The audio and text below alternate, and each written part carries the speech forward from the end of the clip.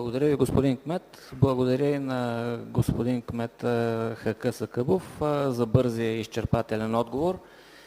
Въпреки всичко имам няколко забележки. В отговора на въпрос 1 изрично се признава, че при оглед е установено наличието на корозирали зони и липсваща връзка между вертикалните преградни елементи с общия хоризонтален профил.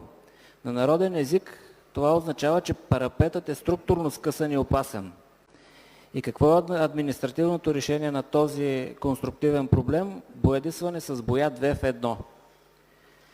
Боята пази от ръжда, но не заварява и не укрепва счупен мостови парапет.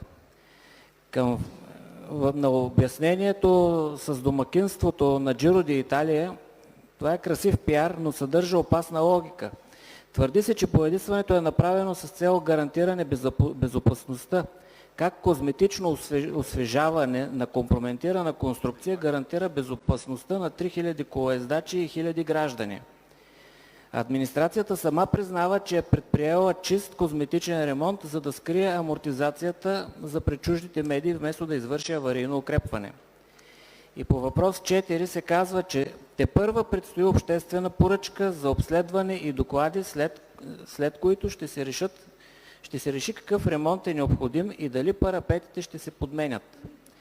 Ако след няколко месеца тези парапети бъдат премахнати и подменени с нови, защо сега бяха изразходвани 680 евро?